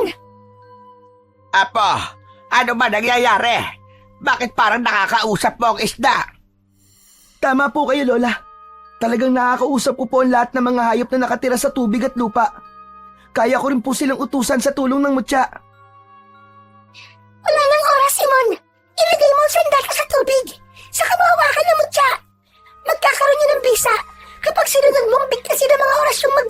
lakas at kapangyarihan sa sandata. 100 ang bilang ng umbat na umahon sa lawa para ubusin ang mga tao. Kaya kailangan mo magmadali. Kailangan mo rin maibalik ang mga aswang sa lawang ito at ikulong sa pamamagitan ng mutya. Ganun na nga ang ginawa ni Simon. Pagkalapat na pagkalapat niya sa armas na tridente sa tubig, lumiwanag ito kasabay ng paghaplos niya sa mutya. Parang may naramdaman siyang malakas na enerhiyang gumapang sa buo niyang pagkatao. Mahirap ipaliwanag, pero parang nawala ang sakit ng mga sugat niya. Pero nandoon ang marka ng kagat. Hindi na nga lang niya maramdaman pa ang kirot na parang kusang binura ng mutya. Sa halip, parang gumaan ang kanyang pakiramdam. Ang lahat ng yun ay nasaksihan ni Lola Iska habang nakaawang ang bunganga. Bagamat hindi nito nakikita ang liwanag, pero nararamdaman nito ang malakas na puwersang nanggagaling sa buo niyang katawan. Susunod ka lang sa dikta ng isip mo para masambit mo ng maayos ang orasyon. Ako naman ay hihingi ng tulong sa mga kasamahan ko para matulungan ka. Kung sakaling may babalik mo dito ang mga umbat, pipigilan namin sila para maibalik mo sa dating pwesto mo, Tsa. Pagkasabi nito ay mabilis na lumangoy ang gabay palayo sa kanila. Halos manlaki ang mga mata ni Simon. Nang pagkalipas ng ilang minutong pananatiling nakatayo, ay muling lumitaw ang gabay kasama ang mas maraming isda. Lahat ay nagpapasalamat sa kanya at ipinagdadasal na sana ay magtagumpay ang batang si Simon. Malalaki ang mga hakbang ng paa nang magtungo sila sa kagubatan. Pinakiramdaman din ni Simon ang bawat galaw ng mga dahon sa paligid, lalo pa at kasama niya si Lola Iska. Hanggang nagulat na lamang siya sa paglitaw ni Buboy sa tabi nila, kasama ang iba pang mga taong sugatan. Ako sila rito sa gubat. Nagsimula na sila sumalakay kanina. Kaya nalaman ko rin na sinugod na rin kayo ng mga aswang dahil nakita ko nawasak ang dingding nyo at may 2 nakaandusay na umbat. Hindi na ba masama ang loob mo sa akin, Buboy? Walang dahilan para magtanim ako sa inong sama ng loob. Hindi na may babalik ang buhay ng aking ama, tol. Patawad nabigla lang ako. Pero, paano ang libing ng tatay mo? Tumungo si Buboy at nakita niya ang masaganang luha sa mga mata nito na agad din namang naintindihan ni Simon. Teka, Buboy, ang ibig bang sabihin ng luha mo? Kahit wala ng buhay ang katawan ng ama mo, kinain pa rin nila? Oo, marami sila, Simon. At ang mga kasama ko lang ang nakaligtas. Marami ang sugatan sa kanila. Kaya nga kailangan ko silang dalhin kay Lolo Damian para dun gamutin. Sasagot pa sana si Simon nang bigla niyang narinig ang malalakas na sigawan ng mga taong kasama ni Buboy at halos manlaki ang mga mata ni Simon nang makitang inaatake na sila ng mga kalaban. Dahil sa takot ay kanya-kanyang takbo ang mga kababaryo nilang gustong maitakas ang sariling buhay. Mabilis na kumilos si Buboy, pati na si Simon, para salubungin ang higit 10 mga umbat. Bawat takbo pasalubong sa mga aswang ay galit na pinuntirya niya ang mga dibdib ng halimaw. Bawat tamaan ng kanyang sandata ay malakas ding bumabagsak sa lupa. Nagkikikisay na parang nakukuryente. Idagdag pa ang pahabol na pag-atake ni Buboy gamit ang itak. Ginigilitan nito ang leeg ng halimaw na parang nagkakatay lang ng manok. Dala ng matinding pagnanais na mabigyan ng hustisya ang pagkamatay ng ama, ang dating matatakotin na si Buboy ay natutong lumaban. Halos hindi makita si Simon sa malakidlat nitong pagkilos. Parang hangin lang kung dumaan na sa bawat tamaan ng sandatang tridente ay bumabagsak ang kalaban sa damuhan. Bumubula ang bibig at naninigas ang mga panga na hindi maibuka ang mga lumalaki nilang bunganga. Saka lang nagkakaroon ng pagkakataon ang mga taong makaganti sa mga umbat. Pinagtutulungan ng taong bayan ang mga nakahigang aswang hanggang sa malagutan ito ng hininga. Ang natitira namang mga aswang na nababaunan ng talim ng armas ni Simon ay sinambitan niya ng orasyon. Ludum! Hominum purem! Reper! Eluminus! Dominus Aguar! Sa pagtataka ni Simon, Lahat ng mga nilalang na tinatamaan ng kanyang tridente ay biglang nasusunog na parang tinamaan ng malakas na boltahe ng kuryente. Halos hindi makilala ang mga katawan ng umbat. Gulat na gulat ang tao sa mga salitang nasambit ni Simon. Bakas sa mga mukha nila ang pagtataka kung paanong nagawa ng isang bata ang malakas na pag-atake sa mga kalaban. Hindi rin sila makapaniwala sa bilis ng kilos ni Simon. Nagawa niyang mapatumba ang 10 halimaw, pero hindi pa lubos ang kanyang kasiyahan dahil wala sa mga aswang ang pinunong nagbanta sa buhay ng mga tao. Maraming salamat, Apo. Hindi ko alam na ang tungkuling sinasabi mo ay ang pagliligtas mo sa ating mga kababaryo. Natakot akong baka hindi mo magawa. Pero pagkatapos kong makita ang pakikipaglaban mo, nagulat ako at natuwa. Nagawa mo silang talunin. Napatay mo mga halimaw. Siyempre po, Lola. Kasama yata ako. Singit ni Buboy sa usapan na napangiti naman kay Simon at ginulo ang buhok ng kaibigan. Parang walang nangyaring muli silang naglakad papunta sa bahay ni Lolo Damian. Pero pagdating nila sa kubo ng matanda ay nagulat sila sa nadatnang ayos ng dingding. Nasira ang mga halamang gamot. Bakas ang matinding gulo sa nangyari sa loob ng bakuran, pati ang ilang mga napatay na aswang na nagkalat sa lupa. Wala ang matanda roon, pero nakabukas ang pinto, kaya pansamantalang pinapasok ni Simon ang mga taong nakaligtas sa loob ng bahay. Sa tulong ni Lola Iska, ito na ang gumamot sa sugat ng mga taong nasaktan sa pag-atake ng mga halimaw na umbat. Saktong may nakapwestong kulay itim na pusa sa bintana ng silid ng matanda. Kinausap niya ito para malaman kung ano ang totoong nangyari kay Lolo Damian.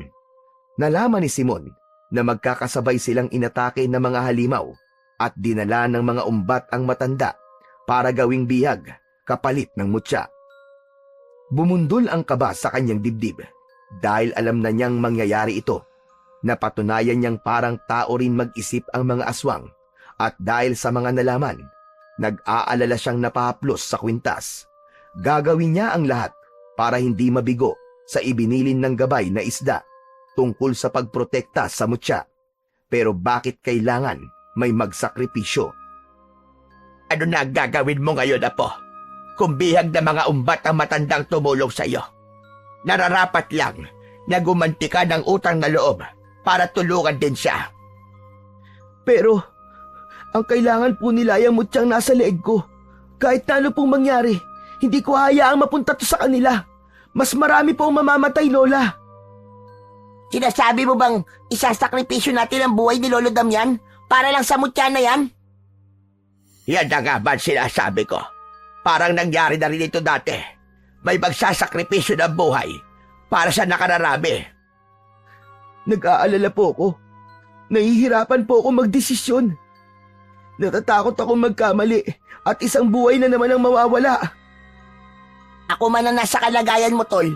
Mahihirapan din ako magdesisyon. Isa, laban sa marami. Kung may kakayahan kang makipag-usap sa mga hayop, bakit hindi ka humingi ng tulong sa kanila? Nahulog sa malalim na pag-iisip si Simon at isa-isang pinagmasdan ang mga taong sugatan na nakahiga sa katre. Saka malungkot na napatingin kay Lola Iska na naghihintay sa magiging desisyon niya. Basta ako, nasa likuran mo lang ako palagi, Tol. Kahit na anong maging desisyon mo, sasama ako sa'yo. Tama si Lola. Kailangan kong humingi ng tulong sa mga hayop na nakatira dito sa gubat. Lola, iiwan muna kita rito kasama ng nanay ni Buboy. Kailangan namin makipagkita sa mga asong gubat para humingi ng tulong laban sa puwersa ng mga umbat. Mag-iingat kayo, Apo. Gawin niyo ang lahat para hindi magtagumpay ang kasamaan laban sa kabutihan. Inihanda ni Simon ang kanyang mga kagamitan kasama ang kaibigan niyang si Buboy na mabilis kumilos para ihanda naman ang armas. Saka lang napansin ni Simon na kalat na ang dilim sa paligid. Mas lalong mahihirapan ang kaibigan sa pag-aninaw ng daan dahil hindi naman ito nakikita ang liwanag na nakikita niya mula sa mutya. Ilang sandali pa ay tumigil sila sa gitna ng malawak na talahiban. Ang halos kasing taas na sandata ni Simon ay itinayo niya sa tabi niya na para bang hinihintay ang mga asong gubat. Lumakas ang malamig na ihip ng hangin na parang kusang tumutulong na ipunin ang lahat ng mga nakatira sa kagubatan. Halos manlaki ang kanilang mga mata nang sunod-sunod na lumitaw ang mga nilalang sa gubat. Karamihan sa kanila ay mga asong ligaw na bahagya pang umaangil dahil sa presensya ni Simon. Kailangan ko lang ang mga tulong nyo para maibalik ang dating katahimikan ng baryo. Hindi ko matatalo ang kampo ng kadiliman kung mag-isa lang akong lalaban. Sumagot sa kanya ang baboy ramong unang tumulong sa kanila. Sabi nito, matagal na itong tumulong kay Simon. Gusto na rin nilang makalaya sa malupit na mga aswang. Inubos nito ang pamilya na dapat sana ay kasama rin itong namumuhay sa kagubatan. Anong sabi nila sa iyo, Simon? Sinabi nilang nakahanda silang tumulong sa atin dahil gusto na rin nilang makalaya sa mga kampo ng kadiliman. Ginagawa lang silang pagkain na halos hindi na iniisip kung may bukas pa. Marami sa kanila ang namatay na ang hangad lang naman daw ay mabuhay ng tahimik. Ang ibig sabihin, nasa panig na natin ang lahat ng mga hayop dito sa gubat?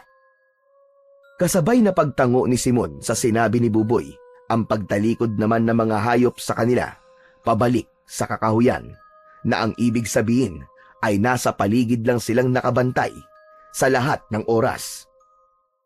Grabe, hindi ako makapaniwalang ang dating napapanaginipan ko lang ay nangyayari na ngayon sa buhay ko.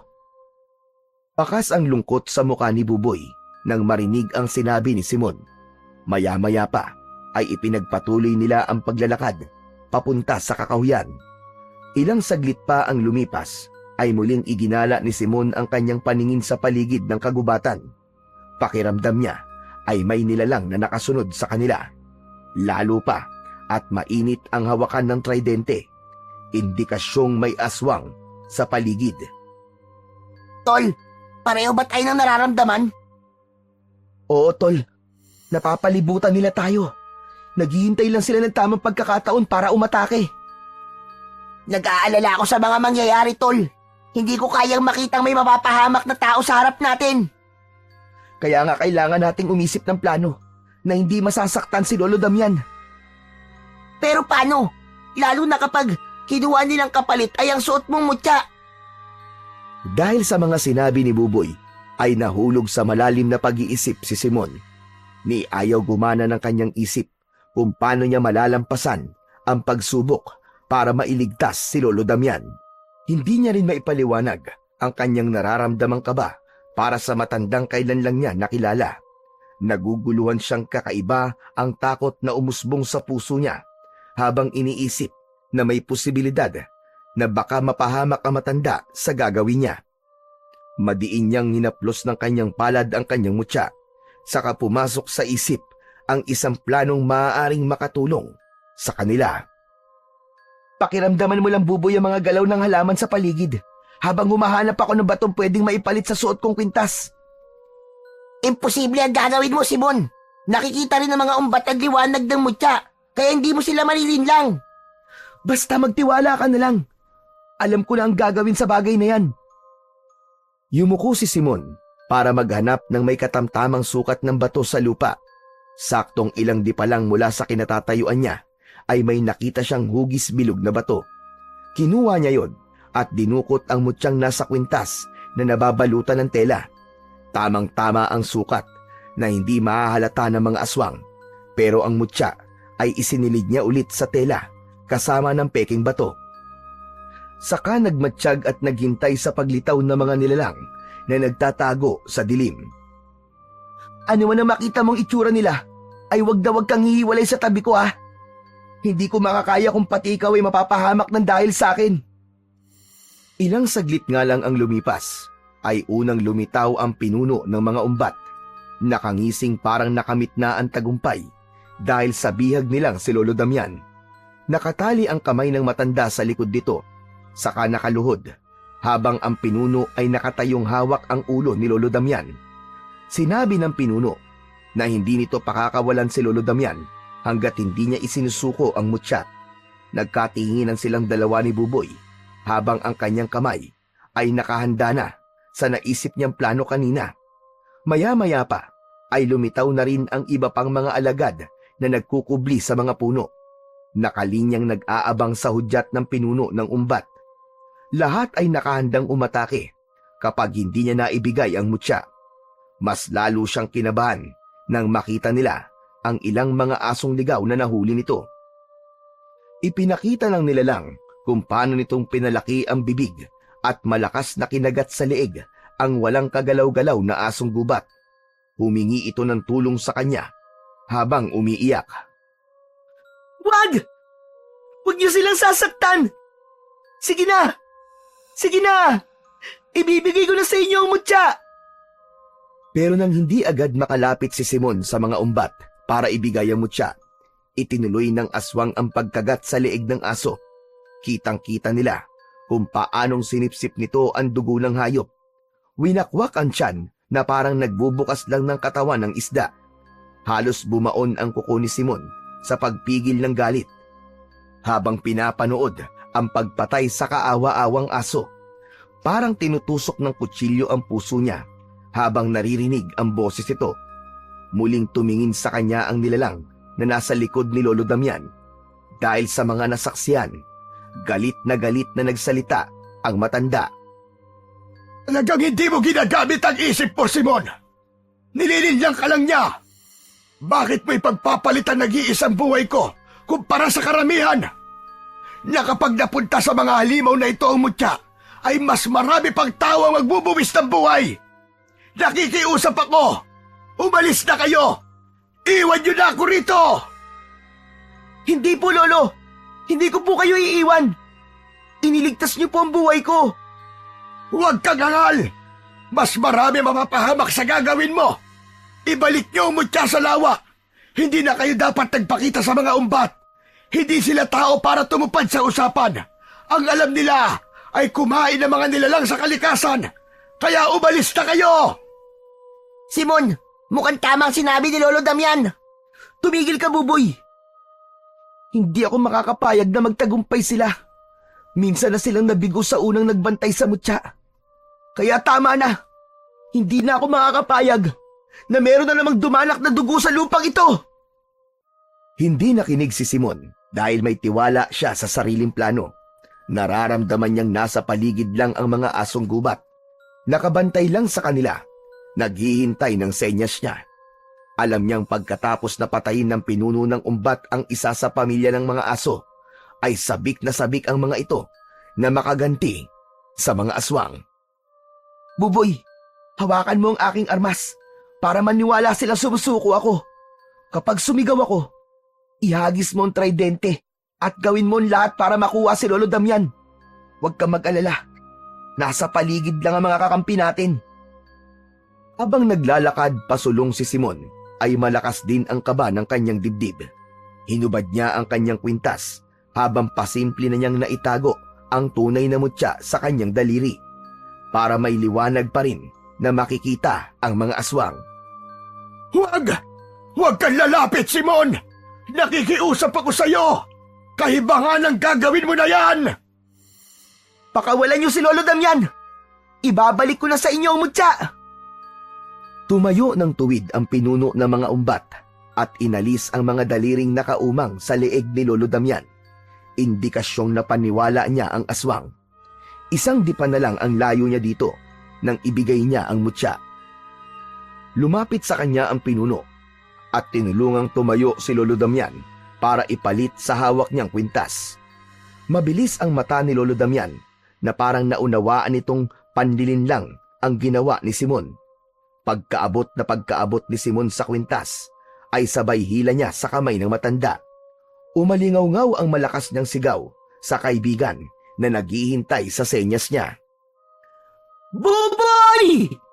Ang tridente! Bato! Parang dahan-dahan ang pagtakbo ng oras nang makita ni Simon ang paghagis sa kanya ng kaibigan ng sandata. Kasunod ng sabay-sabay ring pagsugod ng mga ligaw na aso para atakihin ang mga kalaban. Umalingaw-ngaw ang tahol sa loob ng malawak na kagubatan. Mga sigaw ng umbat na nasasaktan habang pinagtutulungang atakihin ang mga nakahigang aswang. Habang ang iba naman ay hindi malaman ang gagawin sa mabilis na pagsugod ng iba't ibang klaseng hayop sa mga halimaw.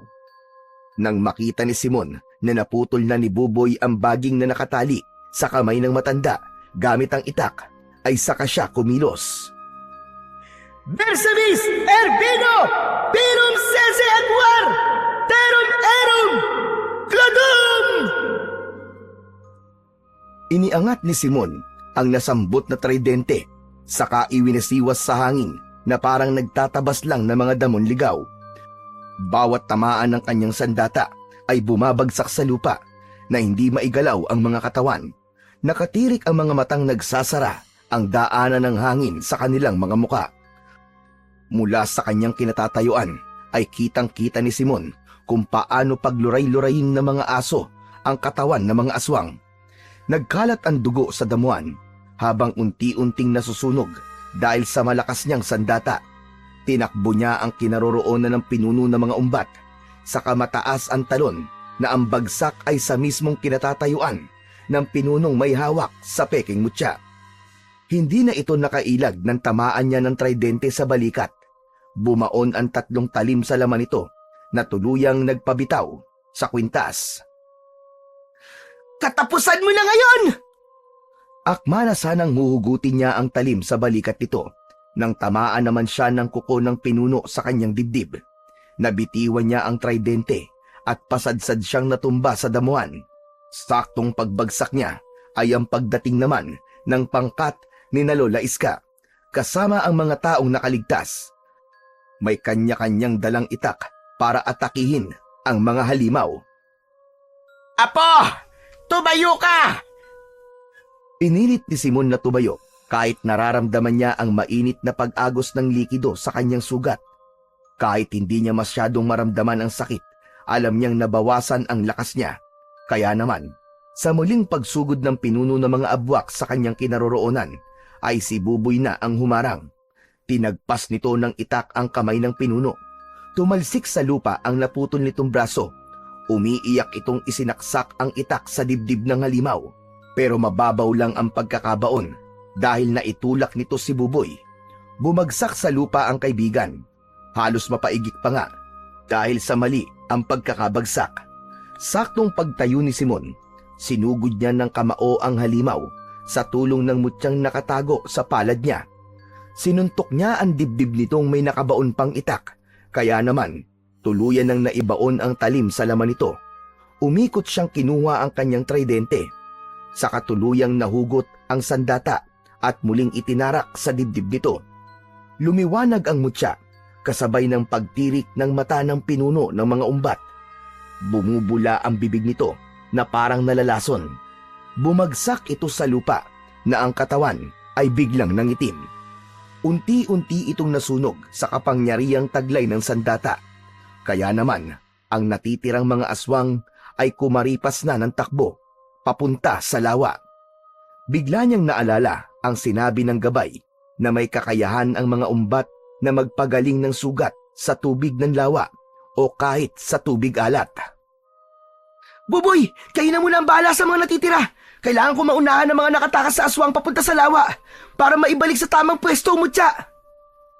Walang kasing bilis na inunahan ng takbo ni Simon ang mga nilalang na mabilis rin ang ginawang pagtakas. Marami pa rin ang mga natira, kaya mas mahihirapan silang puksain ito kapag nagtawag pa ito ng ibang mga kasama. Pagdating niya sa pangpang ng lawa, ay agad siyang lumangoy para sumampa sa bangka. Pagdating niya sa gitna ng tubig, ay tumalon siyang pasisid habang nauna ang mga umbat. Saka lumitaw ang kanyang gabay para samahan siya sa pinakapusod ng lawa. Sa gitnang bato, Simon, na may nakapalibot na kulay itim ng mga damong lawa. Doon mo ilagay ang mutya. Mabilis ang ginawa niyang pagkampay ng kanyang paa at kamay para lang makarating kagad sa gitna. Nang biglang may humarang sa kanya, napilit siyang nilulunod. Pero dahil sa mga isdang nangako na tutulungan siya, pinagtulungan ng mga kauring isda ang mga aswang kaya nagawa niyang maibalik ang mutya sa gitna. Pagkalapat niya sa mutya, sa kasukat na butas ng itim na bato, mula sa kanyang kinaroroonan, kitang-kita niya kung paanong kumalat ang liwanag at namatay ang mga aswang na nagtatangkang umagaw sa kanya ng mutya. Para itong nagbalik sa pagiging lumot ng lawa. Isang eksenang siya lang ang tanging saksi sa kung paanong natapos ang buhay ng lahat ng mga nakatirang umbat sa lawa. Natuwa ang mga isda, pati ang ibang mga nilalang na nakatira sa tubig. Aming salamat sa pagbabalik ng mutya sa pusod ng lawa. Sana'y magsilbi kang tagapagbantay ng lawa ng inyong baryo. Maaari kayong kumuha ng mga nilalang na naririto, pero hindi para sayangin, kundi gamitin sa tamang pagkonsumo. Maraming salamat din sa iyo, kaibigang isda. Ipinapangako kong hindi na kayo guguloy ng mga tao sa lugar na ito. Sa halip ay pangangalagaan ko kayo para mamuhay ng tahimik. Pinagtulungang ihatid ng mga naglalaki ang isda si Simon papunta sa gilid ng lawa, kung saan ay natanaw niyang nakatayo si Lola Iska habang umiiyak. Kasama ang mga taong nakaligtas at si Buboy, nayakap ang inang nagpapasalamat sa tapang na ipinakita ng anak. Nanghihinang napagapang siya sa pangpag, kaya't inalalayan naman siya na makatayo ni Lola Iska. Maraming salamat, Apo, at nakaligtas ka. Ipinagmamalaki kita, Apo. Ipinagmamalaki kita. Nagawa ko po, Lola. Nagawa natin, Buboy. Nagtagumpay tayo. Nabigyan natin ng hustisya ang pagkamatay ng mga ama natin. Marami pa sanang sasabihin si Simon nang dumating si Lolo Damian na humahagulgol ng iyak. Nagtagumpay ka, Simon! Nagawa mo ang bagay na hindi ko nagawa! Bigla itong natigilan sa pagsasalita nang makita si Lola Iska na nakaalalay sa katawan ni Simon. Nanay! Natigilin din sa pagakbang si Lola Iska nang marinig ang sinabi ni Lolo Damian. Nagpalipat-lipat ang tingin ni Simon at Buboy sa dalawang matandang magkaharap. Bumitaw sa pagkakahawak si Lola Iska sa katawan ni Simon at dahan-dahang humakbang papalapit sa kinaroroonan ni Lolo Damian. Sandali. Teka lang. Bakit ganun? Paano pong nanay ang tawag niyo, Lolo Damian, kay Lola Iska? Gayong magkasing edad lamang po kayo. Kitang-kita ni Simon ang pagtitig ni Lola Iska sa mata ni Lolo Damian na parang kinikilala kung sino ito. Iniangat ng matanda ang palad nito, pahaplos sa pisngi ni Lolo Damian. Damian! Damian, anak! Lola, ano po ba nangyayari sa inyo? Gulong-gulo ang isip na tuluyang napahagulgol ng iyak sina Lolo Damian at Lola Iska. Saka nagbitiw sa isa't isa na hindi sinasagot ang tanong ni Simon. Maging ang mga tao ay nagtataka rin sa mga nangyayari. Nay! Ako ito si Damian! Ang anak nyo! Diyos ko, ang buong akala ko, kasama ka nang namatay ni Teresa. Kung hindi pa kita tinitigan sa mga mata, hindi kita makikilala, anak. Ano nangyari sa iyo? Bakit nagkaganyan ang itsura mo? Bigla kang tumanda. Nakaligtas po ako. Hindi nagtagumpay ang mga umbat. Pero naiwala ko po ang mutya ng perlas. Nawala ko sa aking sarili. Nang makita kong nilalapa nila ang aking asawa. Ito po ang kapalit sa hindi ko pagbalik ng mutya sa dating pwesto. Tumanda po ang aking itsura. Pero hindi nagbago ang lakas ko. Teka, kung ganun, Lola, siya po ang ama ko. Paano naging ganyan po ang itsura niyo? Ito ang kapalit sa sino mang pipiliin ang lawa na magbabantay sa mutya. Ito ang naging kabayaran ng magawa kong ipagpalit ang mutya sa biyag nilang si Teresa. Katulad na nangyari sa iyo kanina. Pero hindi ko naisip ang ginawa mo. Mahusay ka magplano, anak. Pinahanga mo ko. Tay! Wala nang pakialam si Simon kahit pa matanda na ang itsura ng kanyang ama. Ang mahalaga, natagpuan niyang buhay ang kanyang ama.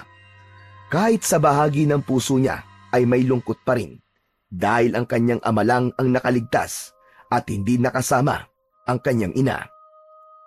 Ala, nakakakilabot po ang nangyari sa inyo, Lolo Damian. Pero bakit hindi po kayo nagpakilalang kayo po ang ama ni Simon? Dahil kanina ko lang nakita si nanay. Diyos ko, matagal ako nagtago para umiwas sa mga umbat. Si Simon lang pala makakatalo sa kanila. Talagang hindi maipapaliwanag ang hiwaga ng buhay ng tao.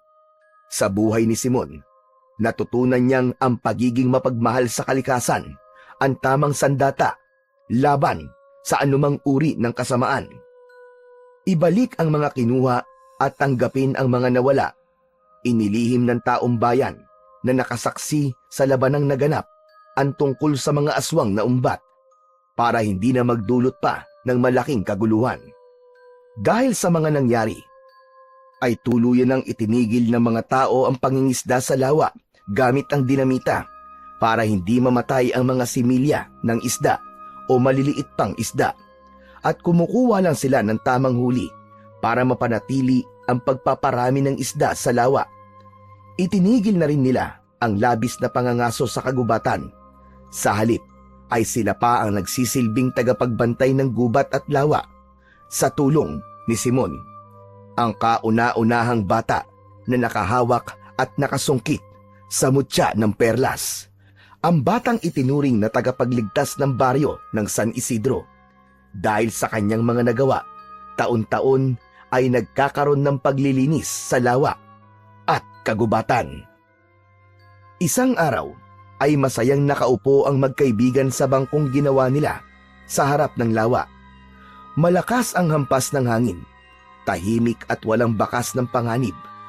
Masisigla ang lipad ng mga ibon, ganun din ang masiglang paglangoy ng mga isda, kasama ang gabay ng mutya, na kahit hindi na ito nakakausap ni Simon, ay palagi itong nagpapakita sa kanya. Kaya sa susunod, hindi na tayo tatakas. Magpapaalam na tayo sa kanila. Sus, ikaw naman talaga ang pasaway sa ating dalawa eh. Tara na nga, magpakain na tayo ng mga isda.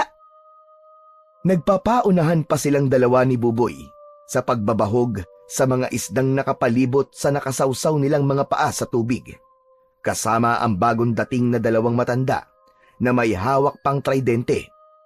Hindi para manghuli ng isda, kundi panakot sa mga mangingisdang magtatangkang lumusong sa lawa na gamit ang dinamita. Lumipas ang ilang taon, masayang nabuhay ang mga tao sa kanilang baryo na walang anumang nilalang ng dilim ang nambubulabog sa mga tao. Napanatili nilang malinis ang lawa at kagubatan. Mas dumami ang kanilang nahuhuli sa lawa, pero kumukuha lang sila ng sapat para sa kanilang pamayanan. Ang lahat ng tao ay nagkaroon ng disiplina at pagmamahal sa kalikasan. Masayang masaya ang lahat dahil sa kapayapaan at kaginhawaan na tinatamasa ng lahat sa kanilang buhay. Yun ay sa tulong ng dating isang batang paslit na si Simon, na ngayon ay kapitan na ng kanilang baryo, na minsan napinili ng lawa upang maghawak ng mutya, upang ipagtanggol ang lawa at kanilang baryo laban sa puwersa ng kadiliman.